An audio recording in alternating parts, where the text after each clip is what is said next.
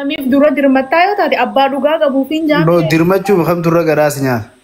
garaa kana nyaatu abbaa dhugaa qabuu garaa na nyaata. Amma gaaffiin ta'e kam jetti ilma dhiiraa ka dhugaan Amma lachuutu dhugaa qaban soo inni dantaasaa jechuun korma innis dhugaa qabu. dhugaa qabaannaa inni dantaasaatiin miti ree.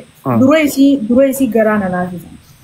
Eegas booda lakkoofsi eegaan fure booda tasaa yookaan immoo inni Gaazexeessituu jabdu dhugatti waaw. inni obboleessi akkasaa dhufee garaa na ofii danda'a. Akkuma ati jette kana gartee isin sobaanis bahuu dandeessanii nama nuu jettaani. Ani sii turre na fardi dura dhiirti akkas jette isiin gargaarti. Dhiirti akkas jette san isa haa gargaarti dura isa afaanaati. Dhiyoon asuun narraa hafte isaatiin. Yoo sirraa hafte. Yoo irraa hafte sana. Ta biraa yoo qabaatte. Okay, garuu akkaataa irratti itti deebite waan deebisaa qabdullee hin fakkaattu haanuma taatu. Bareechitee si deebisee. Okay. Gaaffii biraati ammas. Gaaffii biraa. Siree siin godina haa gaaffii baay'ee. Okay, laafisatu maan isin gaafadha. Easy godhatu maan isin gaafadha. Amma zamanni tolee jira. Akka durii miti. Dur dhugaadhaa. Intalli dubraa ilma dhiiraati irratti dipeend taati. Egalee dur gaafa abbootii teenyaa. Kanaafuu gaafa san ilmi dhiiraa maal qabaan dirqama. Dachii ni qabaahii, ni dalagataahii, mana ni qabaahii dirqama gaafuma turte. Garuu amma shamarran keenya akka dhiiraatti dalagachuu numa danda'an. Biyyaa'is ba'anii kunu dalagachuma jira. Mana illee ni ijaarratan, makiinaa illee bitachuu jira. Hanga ammaa garuu gaafiin ilmi dhiiraa mana ni qabaa, dalagaa ni qabaa, maallaqa ni qabaa hin tun hinaaf. Garuu zamanni jijjiirame. Waan kana hanga ammaa hawaasni keenya akkamitti dhaabuu dadhabee gaaffii tannaa deemsa. Isin jechuun keessattuu isin lameen shamarran waan taataniif jecha caaltuun nama ifiifuu mana meeqa lafarraa qabu nama fuula duraafillee dalagatee qabaatu. Haasaan tiris qabaachuu dandeessi fuula duraafillee qabaachuu dandeessi. Garuu istiil garuu hawaasni bal'aan ilmi dhiiraa maallaqa ni qabaa.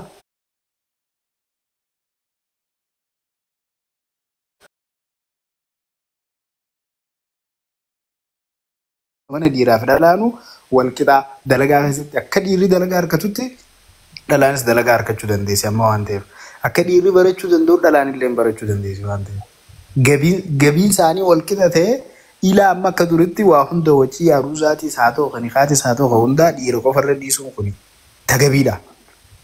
Fayyadamee itti gaafatama kana isumaatu dhiibee irra fidanii beekani. Dhiirti mataa manaati.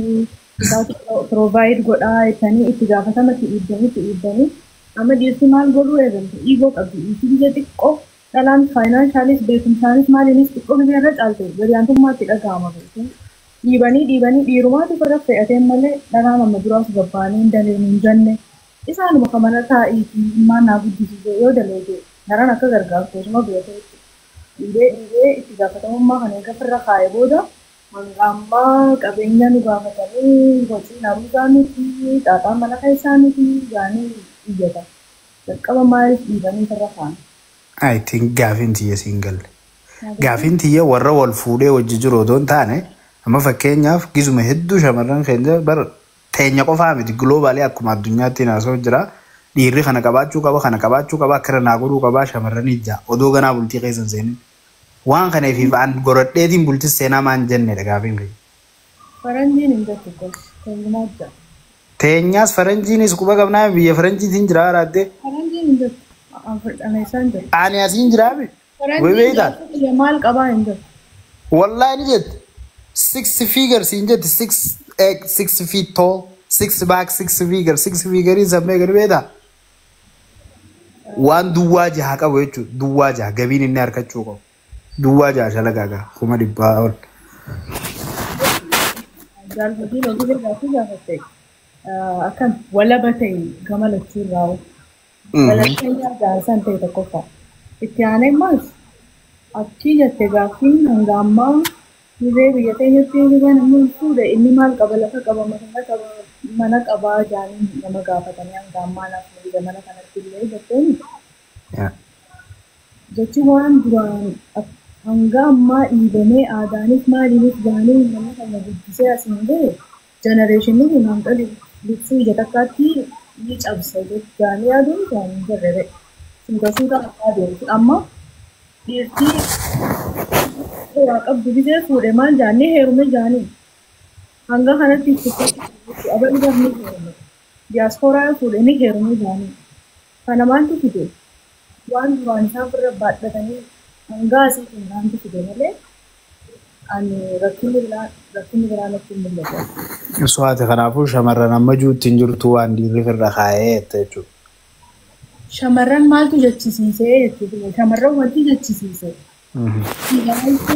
Ni keenya hanga har'aa aadaadha amantiidha maali jee fideetu shamarran akka isaan san gaafatan. Shamarran qofaa miti haa gaafatan ammas warri shamarraniitu ni gaafata. Isii heerumtuuf abbaan sii haatii sii ta'anii maal jedhan maal qaba maaliin jiraachisa mucaa ta'e egaa. Mucaan ta'e maal qabdi jirti faayinaanshalii piroovaayid ni gootu jaaniin gaafata. Dhalaa fuudhanii dhiirarra diippeendant godhan.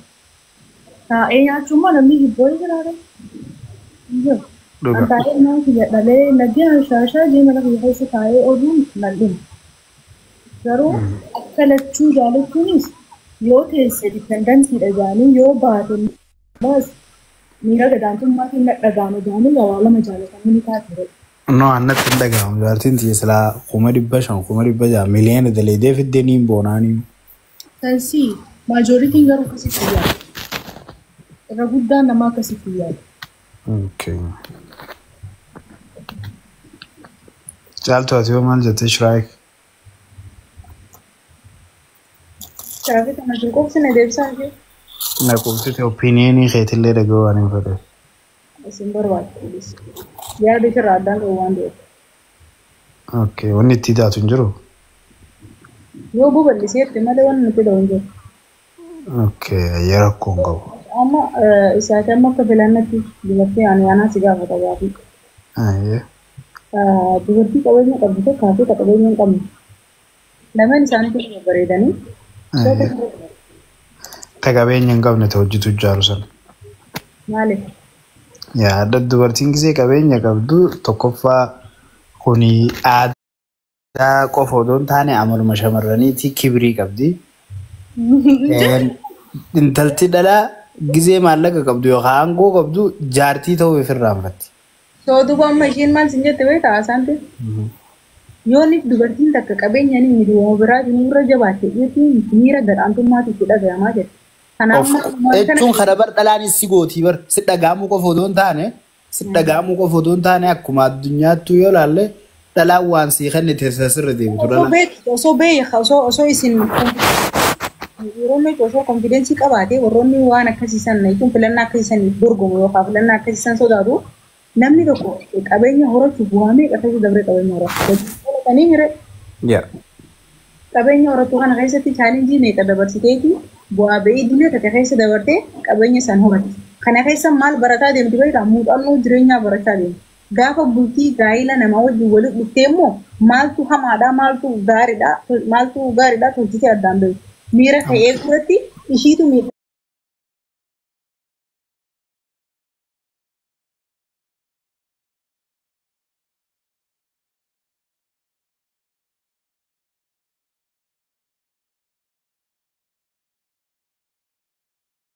Jalaan akkana jaanii jimlaadhaan nama gara fuulduruu gaariidha.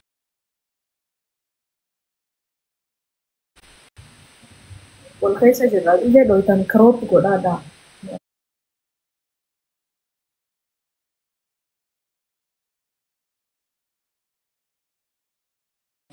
Raamuraa kuma.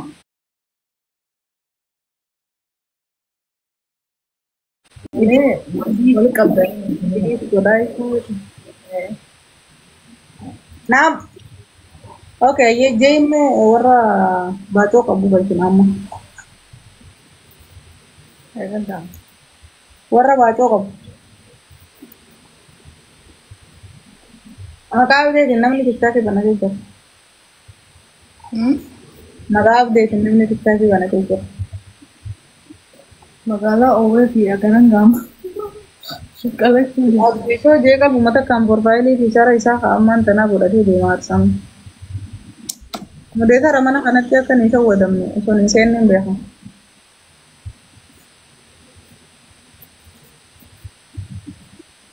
Okay, hadhaawa maal jechuu deemta deemu?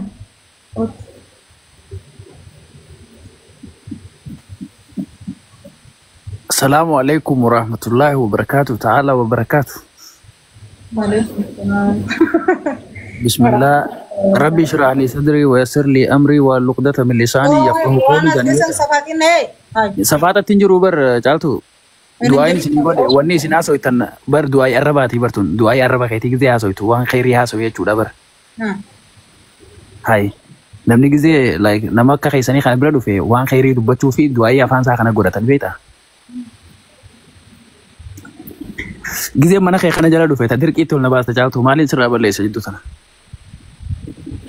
Kurang maamila turre. Maali duraan mana kee jidduu takka bara gizeen si bira dhufe hadhaawaa jettee ol na baasta amma laaffiste. Teetit dhume gaa kalaas wanti hundi ni jijjiiramti. Hai. Duuba akkana nama godhuun gaariidha. Aboo addawa maaliif sen? Maali si dubbisuu hin danda'u caaltu? Na dubbisi rakkoon qabu dubbisne. Maaltu naa ta'e ni beektaa caaltu? Gizee akkasitti ishee buna buustu sana naatee wallaahi. Qofli gaasa caaltu maa fuula guurta? Nama kofalchiistu ture. Wallaahi nama kofalchiisti. Wallaahi istaayila sanii ta'isee Oromoon taraa duraatii na kofalchiistee si akkasitti ishee buna buusuudhaaf. Hin dandeenyu. Konfidensii biraa qabdaa barati. Egaa rabbiin na uume waan dabaladhee godhadheen qabu akkamittiin konfidensii dhabu. Asaanti akkamii ati? Nagam. Nagaa wadda alhamdulillah. Firoomsaan anjaa nama hadhaawaa. Maaliif ifatteessa? Hadhaawaan kun maqaa social mediaati. Asaanti jechuun bar galatoomii jechuudha bara afaan keenya tokkotti afaan keenya Naayiroobiitti. Kiswaahiliidhaan. Kiswaahiliidhaan.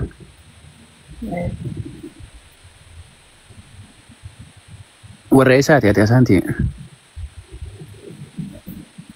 Allo. Haroora keenya nu harkaa buushee deemaa nu. No, wallahi tara takka qofa like sumaan dubbisa jeetiin ol ba'e. Hararge. Kitaachisi. Harargee jechuun like wannaami sabaami?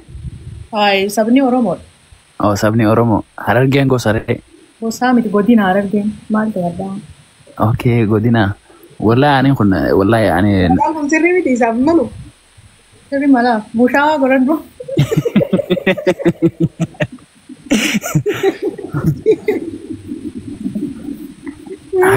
Harargee tamii ayyee? Ni gaagaadhis bakka hanga. Ayyee bakka eega geeffu anis hararguma. Ayyee. Garuu wannatti guddadde Naayiroobii. Ayyee. Wal barnoota gaarii gaa asaanti. Ati waggaa meeqa biyyaa baate? Anaa wallahi anaa waggaa 6 biyyaa ba'e. Afaan Oromoo akkamiin beektu? Afaan Oromoo Oromoo tana beektaa? Xiqqeenyaan beektaa ijoolleen biyyatti yoo dhalatte namni xiqqeenyaan baraame afaan kana. Afaan xiqqeenyaan baran afaan aadaa bara irraanfachuun ni jabaataa bara. Ammas illee egaan tiktaak irra dhufee Oromoo wajjin haasawuu eegaleen like jajjabeeffachuu eegalee duraan takka na dhiba ture.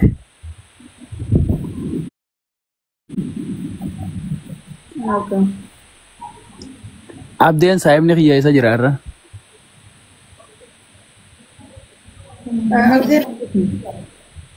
Boodigaardii isaatiin ture bar Naayiroobiitti like gisee namni itti dubbate natti himata. Maashaallah. Atumti koo akkana akka muka citaa sana eessatti boodigaardii kam daratillee qabattee namni sin sodaatu. Daratii miti bar like namni takka mujaahidiin jechuun onneedha bar onne. Okay, hoogganni dhufeensi deebisaa achi isaan jettaa yoo. Namaan na gabbuusuufi? Eegaa sin gabbuusu. Sirees nu harkaa gootee raasoo. Hai maali caaltu kabajaadhaa miti wallahi nama haasoo jiru gabbuusuun.